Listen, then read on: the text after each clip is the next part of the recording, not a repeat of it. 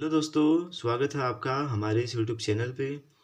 तो दोस्तों, हिंदी व्याकरण में हम विराम चिन्ह को यहाँ पे पढ़ रहे हैं और उसमें हमने योजक चिन्ह तक कवर कर लिया है। आज की इस वीडियो में हम निर्देशक चिन्ह को यहाँ पे कवर करने वाले हैं। दोस्तों, इससे संबंधित प्रश्न भी कॉम्पिटेटिव एग्जाम में पूछे जाते हैं कि निम्नलिखित वाक्य में कौन सा विराम चिन्ह लगा है, या फिर निम्नलिखित वाक्य में कौन सा विराम चिन्ह प्रयोग होगा या फिर हुआ है ना। तो इस टाइप से क्वेश्चंस जो है कॉम्पिटेटिव एग्जाम में पूछे जाते हैं। तो इसी को ध्यान में रखते हुए हमने पिछली वीडियो में भी आधे विराम चिन्ह कवर कर लिए हैं और आज की इस वीडियो में हम विराम चिन्ह को कंप्लीट करने वाले हैं। तो चलिए दोस्तों, वीडियो को शुरू करते हैं। देखिए दोस्तों, आज का हमारा विराम चिन्ह है निर्देशक चिन्ह। ठीक है, निर्देशक चिन्ह ये क्या होता है? देखो, योजक चिन्ह से थोड़ा सा बड़ा होता है। ठीक है, क्या होता है? योजक चिन्ह। योजक चिन्ह हमने पिछले वीडियो में पढ़ा था ना, एक मिनट देख लीजिए। ये पढ़ा था हमने योजक चिन्ह। क्या होता था वो? द्विरुक्त शब्द, यानी कि ऐसे शब्द जिनकी आवृत्ति क्या हो, 2 बार हुई हो, तो ऐसे शब्दों में या फिर समासिक शब्द जो है उनमें योजक चिन्ह प्रयुक्त होता है। ये योजक चिन्ह था। ठीक है, अब जबकि निर्देशक चिन्ह जो होता है योजक चिन्ह से थोड़ा सा बड़ा होता है वो साइज में। ठीक है, यानी कि वो उससे जो है थोड़ा सा बड़ा होता है और सेम होता तो उसी के जैसा है, बट साइज जो है उसका उससे थोड़ा सा बड़ा होता है। ठीक है, और इसे हम क्या कहते हैं? निर्देशक चिन्ह कहते हैं। ठीक है, बड़ा होता है। इसे रेखिका भी कहते हैं। क्या कहते हैं? रेखिका। इसको रेखिका भी कहा जाता है। जैसे कोई उदाहरण देने के लिए इसका प्रयोग करते हैं। कोई उदाहरण देना है, जैसे जैसे मुझे क्या लिखना है? वो हो गया। मुझे क्या लिखना है? जैसे वो हो गया। ठीक है, और चिन्ह ये होता है इसका। ठीक है, चिन्ह क्या होता है? ये डैश से थोड़ा सा बड़ा, है ना। तो यूज कहाँ पे होता है? यूज जैसे कोई वाक्य है ना, वाक्य में मुझे लिखना है, जैसे मैं यहाँ पे लिख रहा हूँ, जैसे यह मदन का घर है। किसका? मदन का। यह मदन का घर है। तो यहाँ पे मैंने इसके माध्यम से क्या करा? एक एग्जाम्पल को शो किया, है ना। इस चिन्ह के माध्यम से मैंने एक एग्जाम्पल को शो किया, यानी कि एग्जाम्पल मैंने लिखा। तो जहाँ पे क्या होता है, जिस चिन्ह के माध्यम से हम उदाहरण को लिखते हैं, है ना, उदाहरण देने में या फिर उदाहरण को प्रेजेंट करने में जिस चिन्ह का यूज होता है वो निर्देशक चिन्ह होता है। ठीक है, और डैश कहाँ पे यूज होता है? द्विरुक्त शब्दों में, सामासिक शब्दों में डैश यूज होता है, यानी कि जिसको हम योजक चिन्ह कहते हैं। वो ऊपर हमने पढ़ लिया था इससे पिछली वाली वीडियो में। ठीक है, तो हमने आज का पढ़ा निर्देशक चिन्ह कहाँ पे यूज होता है। ये होता है उदाहरण देने के लिए इसका प्रयोग होता है, और ये क्या होता है? साइज में बड़ा होता है। किससे? योजक चिन्ह से। ठीक है, तो दोस्तों निर्देशक चिन्ह भी कंप्लीट हो गया, ये इसका चिन्ह है। ठीक है, अब पढ़ते हैं हम उद्धरण चिन्ह। क्या होता है उद्धरण चिन्ह? ठीक है, जिसको इंग्लिश में कहते हैं इनवर्टेड कॉमा। ठीक है, उद्धरण चिन्ह देखो क्या होता है, 2 रूपों में इसका प्रयोग होता है। कितने रूपों में? 2 रूप में। कैसे 2 रूप? कौन कौन से 2 रूप है जिसमें हम उद्धरण चिन्ह को प्रयोग कर सकते हैं? यानी कि उद्धरण चिन्ह को हम 2 टाइप से प्रेजेंट कर सकते हैं। कौन सा? देखो, पहला है एकाकी उद्धरण चिन्ह। ठीक है, ये एकाकी, जिसमें सिंगल इनवर्टेड कॉमा भी कह सकते हैं हम इसको। ठीक है, क्या कह सकते हैं? सिंगल इनवर्टेड कॉमा, ये। ठीक है, सिंगल है ना। एकाकी उद्धरण चिन्ह। उद्धरण चिन्ह 2 टाइप के होते हैं। पहला कौन सा? एकाकी उद्धरण चिन्ह, और दूसरा कौन सा? दोहरे उद्धरण चिन्ह। ठीक है, जिसमें डबल इनवर्टेड कॉमा लगा होता है, जिसको अंग्रेजी में हम डबल इनवर्टेड कॉमा भी कहते हैं। इसको सिंगल इनवर्टेड कॉमा कहते हैं, इसको डबल इनवर्टेड कॉमा कहते हैं। ठीक है, एकाकी उद्धरण चिन्ह, दोहरे उद्धरण चिन्ह, ये होते हैं उद्धरण चिन्ह। ठीक है, 2 रूपों में इसका यूज होता है। ठीक है दोस्तों, अब हम इससे आगे बढ़ते हैं। तो दोस्तों, अब हम पढ़ेंगे एकाकी उद्धरण चिन्ह क्या होता है। ठीक है, देखो, एकाकी उद्धरण चिन्ह क्या होता है? किसी शब्द की विशिष्टता, यानी कि उसकी विशेषता कह सकते हैं हम, है ना। किसी शीर्षक, लेख, कविता या पुस्तक का शीर्षक, कोई टाइटल। ठीक है, यानी कि किसी चीज़ पे हमें कंप्लीटली फोकस करना है, तो वो चीज़ वहाँ पे कौन सा उद्धरण चिन्ह यूज होगा? एकाकी उद्धरण चिन्ह। ठीक है, यानी कि कोई वस्तु, कोई चीज़, कोई शीर्षक, कोई टाइटल एंड अदर कोई जो विशेष चीज़ है उस पर हमें स्पेशली फोकस करना है, तो ऐसे वाक्यों में एकाकी उद्धरण चिन्ह यूज होगा। ठीक है, एग्जाम्पल देखो, जैसे रामधारी सिंह दिनकर एक महान कवि थे, है ना। रामधारी सिंह दिनकर, एक दिनकर पे जो है एक विशेष फोकस किया गया है ना।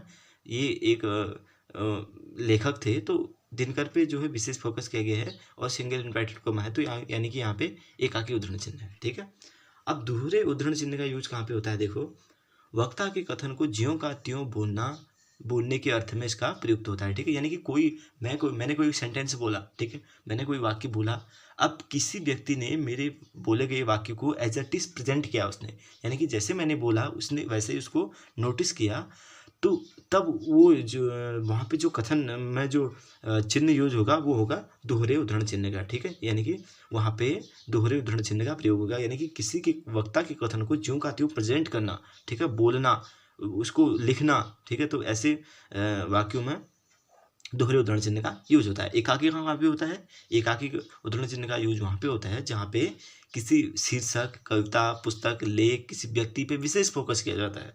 जबकि दोहरे उद्धरण चिन्ह का यूज कहाँ पे होता है? जहाँ पे किसी के द्वारा दिए गए कथन को ज्यों का त्यों प्रेजेंट किया जाता है, तब वहाँ पे दोहरे उद्धरण चिन्ह का यूज होता है, ठीक है दोस्तों। अब हम पढ़ेंगे विस्मयादिबोधक चिन्ह। क्या होता है विस्मयादिबोधक चिन्ह? ठीक है, देखो, आश्चर्य, भय, शोक, घृणा, हर्ष आदि को प्रकट करने के लिए इसका यूज होता है, ठीक है। आश्चर्य, सरप्राइज, भय, फियर, शोक, ठीक है, शोक कहीं पे किसी को मतलब कोई दुखद जो घटना होती है उसको शोक कहा जाता है, ठीक है। घृणा, हेट, ठीक है। हर्ष, प्लेजर आदि जो वाक्य होते हैं, यानी कि आदि जो वाक्यों में जो भाव होते हैं, ठीक है, उनको प्रकट करने के लिए इन शब्दों का जो इन चिन्हों का यूज होता है, ठीक है। जैसे अरे यह तुमने क्या कर दिया, ठीक है, अरे क्या आश्चर्य है ना, यहाँ पे सरप्राइज हो रहा है, ठीक है। अरे यहाँ पे विस्मयादिबोधक चिन्ह भी लगा है, इसको हम ऐसे भी पहचान सकते हैं क्योंकि यहाँ पे विस्मयादिबोधक चिन्ह भी लगा है, ठीक है। और यहाँ पे अरे क्या है कि किसी को सरप्राइज हो रहा है, तो ऐसी वाक्यों में विस्मयादिबोधक चिन्ह का यूज होगा। उसके बाद शाबाश तुमने कर दिया, शाबाश तुमने कर दिया, शाबाश है, ठीक है। यानी कि किसी को क्या कर रहे हैं हम, किसी को हम शाबाशी दे रहे हैं ना, किसी के प्रति दुआ कर रहे हैं, तो ऐसे वाक्यों में भी ये विस्मयादिबोधक चिन्ह यूज होता है, ठीक है दोस्तों। अब हम पढ़ेंगे कोष्टक। क्या होता है कोष्टक? ठीक है, कोष्टक, ये कोष्टक है, किसी कथन को स्पष्ट करने हेतु इसका प्रयोग होता है, ठीक है। किसी कथन को स्पष्ट करने के हेतु इसका प्रयोग होता है। जैसे नेताजी है ना, देखो एग्जाम्पल में क्या है, नेताजी सुभाष चंद्र बोस ने आज़ाद हिंद फौज का गठन किया, ठीक है। अब नेताजी है ये, नेताजी, नेताजी उपनाम है ना, किसका उपनाम है? सुभाष चंद्र बोस जी का, ठीक है। किसका उपनाम है? सुभाष चंद्र बोस जी का।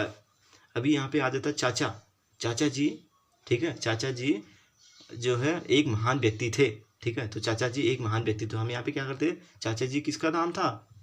पंडित जवाहरलाल नेहरू जी का, ठीक है। पंडित जवाहरलाल नेहरू जी का नाम चाचा जी था ना, तो चाचा जी यानी कि पंडित जवाहरलाल नेहरू एक महान व्यक्ति थे, ठीक है। इस टाइप से यहाँ पे हम पंडित जवाहरलाल नेहरू कर देते हैं और यहाँ पे चाचा जी कर देते हैं, है ना। तो यानी कि किसी कथन को स्पष्ट करने के लिए, ठीक है, उसको स्पष्ट करने के लिए ये कोष्टक का यूज होता है, ठीक है दोस्तों। अब उसके बाद देखो, निरंतर लगातार अध्ययन करने से ही जो है सफलता मिलती है। अगला एग्जाम्पल देखिए, निरंतर लगातार अध्ययन से ही सफलता मिलती है। अब यहाँ पे निरंतर मतलब क्या कर दिया हमने, इसको हमने निरंतर को इसको हमने स्पष्ट कर दिया, ठीक है, जिसका मतलब क्या हो गया, लगातार, ठीक है। अध्ययन करने से ही सफलता मिलती है, यानी कि निरंतर को हमने स्पष्ट किया, लगातार आ गया, ठीक है दोस्तों। यानी कि कोष्टक का यूज जो होता है किसी कथन को स्पष्ट करने के लिए कोष्टक का यूज होता है। उसके बाद देखिए दोस्तों, अगला चिन्ह क्या है? अगला चिन्ह है दोस्तों लाघव चिन्ह, ठीक है। कौन सा चिन्ह है? लाघव चिन्ह। ये क्या होता है? देखो, लाघव चिन्ह ये, ठीक है, इसको हल्का सा जीरो जैसा होता है।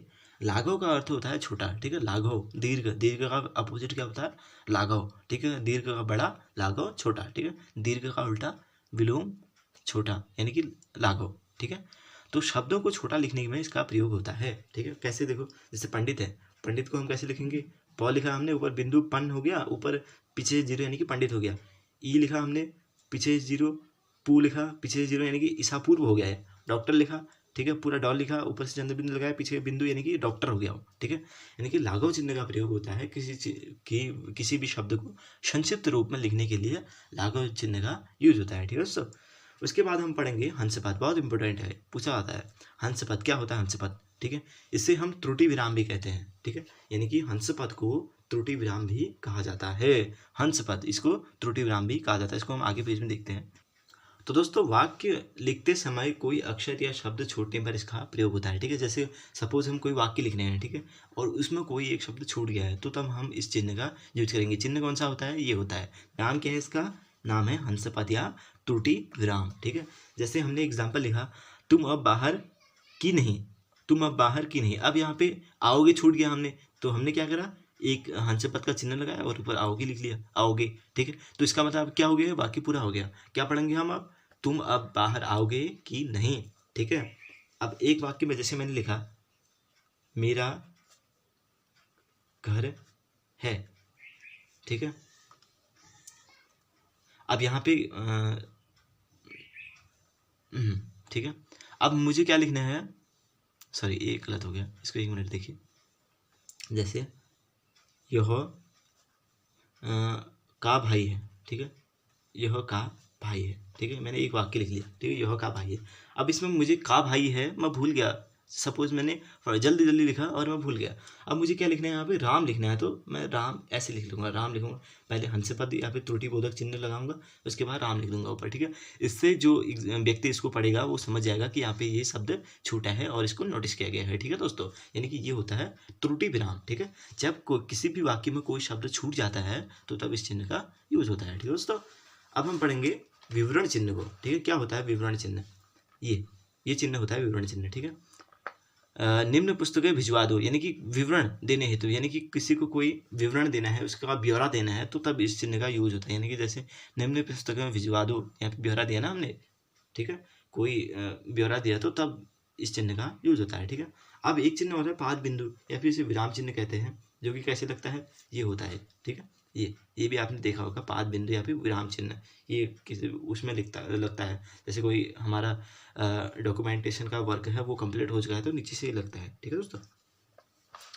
अब देखो इसके बाद तुल्यता सूचक चिन्ह क्या होता है, समानता प्रकट करने के लिए प्रयुक्त होता है। जैसे तुल्यता सूचक, यानी कि इसको हम इंग्लिश में क्या कहते हैं, इक्वल है, इसके इक्वल है कहते हैं ना। जैसे कोई शब्द है, मैंने क्या लिखा, 2 इंटू 3 इक्वल, ठीक है, 3 इंटू 2, ठीक है। ये क्या हो गया, यानी कि 2 गुणा 3 और 3 गुणा 2 दोनों एक दूसरे के है बराबर है, तो यानी कि तुल्यता है उन दोनों में, ठीक है। समानता प्रकट करने की, यानी कि ये इसके समान है तो तब इस चिन्ह का यूज होता है, ठीक है दोस्तों, बीच में, मध्य में, ठीक है।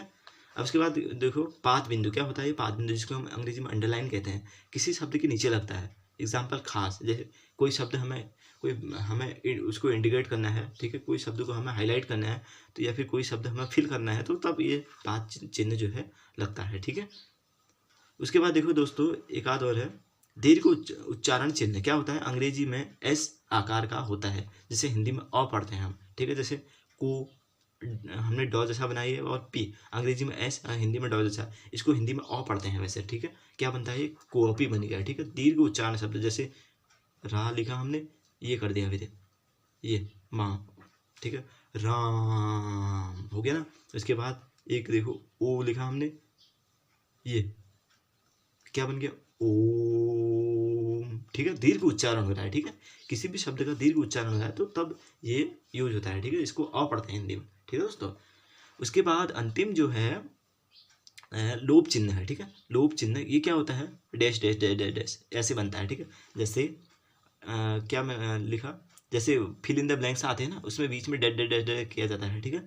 तो तब ये लोप चिन्ह का यूज होता है, ठीक है दोस्तों, वहाँ पे लोप चिन्ह का यूज होता है, यहाँ पे हमें फिल करना होता है, ठीक है। उसके बाद एक और बचा है जो कि अंतिम है, समाप्ति सूचक चिन्ह क्या होता है, देखो 4 डैश बने होते हैं, ठीक है, या फिर एक डैश बनेगा, बीच में 0 बनेगा, फिर डैश बनेगा, ठीक है। जब किसी भी ऑफिशियल वर्क देखना, जब कोई कंप्लीट हो जाता है, ठीक है, डॉक्यूमेंटेशन वाला वर्क, तो वहाँ पे देखना आप नीचे या तो 4 डैश लगे होंगे, या फिर एक डैश लगा होगा, एक 0 और एक डैश, या फिर एक डैश लगा होगा, एक क्रॉस, एक डैश, एक क्रॉस, इस टाइप से वर्क किया जाता है, तो ये होता है समाप्ति सूचक चिन्ह, ठीक है। इससे क्या होता है, चिन्हों से प्रकट किया जाता है कि वर्क कंप्लीट हो चुका है, समाप्त हो चुका है, ठीक है दोस्तों। तो दोस्तों ये रही विराम चिन्हों से संबंधित सेकंड वीडियो। तो कैसी लगी आपको ये वीडियो, हमें कमेंट करके बताइए। साथ ही वीडियो को लाइक, शेयर और चैनल को सब्सक्राइब कीजिए। इस वीडियो में हमने विराम चिन्हों को कंप्लीट कर लिया है। अगर आपने इससे पहली वाली वीडियो नहीं देखी है तो आप जाके एक बार उसे भी देख लीजिए। तो दोस्तों मिलते हैं अगली वीडियो में, तब तक के लिए धन्यवाद।